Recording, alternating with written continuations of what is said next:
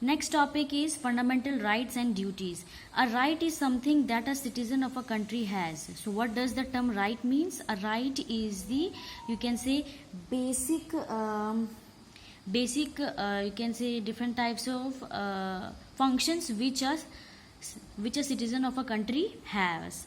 It gives people the freedom to do many things. So with the help of this right, it gives the people of that particular country to do many things. It is protected by law and cannot be taken away from them even by the government. So these laws which are given by the government of the country, that is known as rights, they are protected by the law, okay, and they cannot be taken away from the any citizen of a country, and not even by the government of India.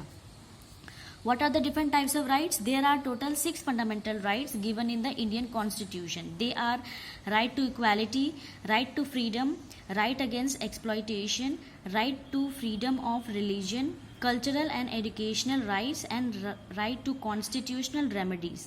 So these are the 6 basic fundamental rights which are given to the Indian citizen. Let us discuss each fundamental rights in detail.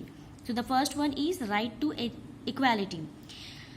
In India, the law is supreme and same for everyone. So in our India, the law, that is the rules and regulations which are made by the Indian government, it is the head, okay, and every citizen are equal in the eyes of the law, okay, and even these laws are equal for everyone who is living in our country.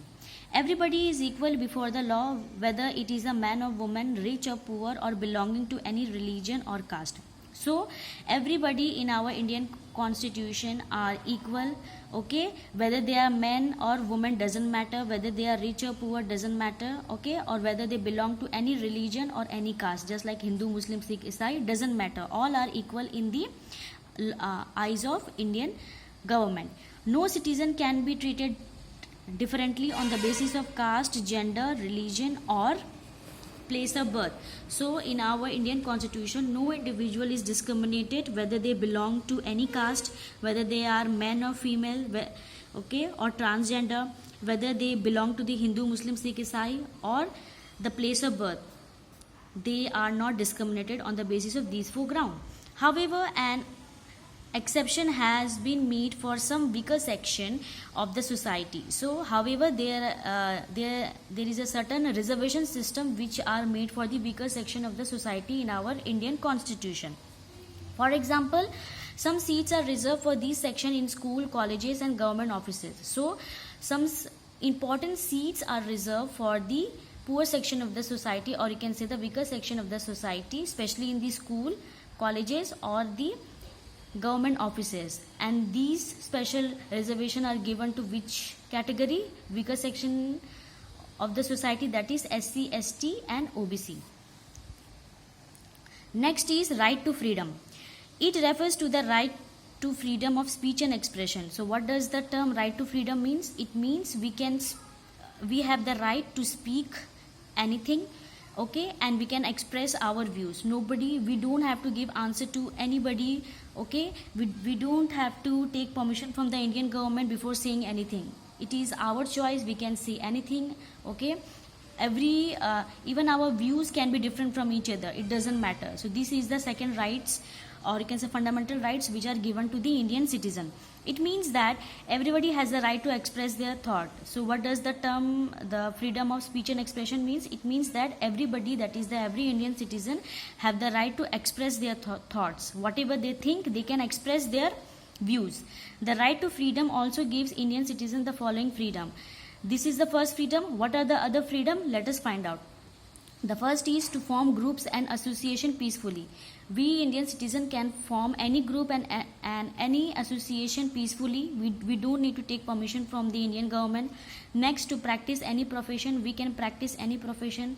We can either be teacher, okay, businessman, businesswoman, okay, doctor, lawyer. We don't have to take permission from the Indian government. To move about freely in India, we can move, or you can say we can travel any part of our country India freely. We don't have to take permission from our Indian government. That is, we can move from West Bengal to Delhi, from Delhi to Kanyakumari, from Kanyakumari to Goa, we don't need to take permission from the Indian government.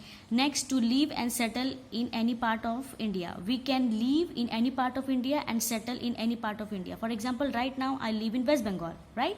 So I can freely move to Mumbai to live or settle down, or I can move freely to Kashmir to settle down. I don't need to take permission from the Indian government. So these are the basic rights which are given to the Indian people. That is the freedom of speech and expression.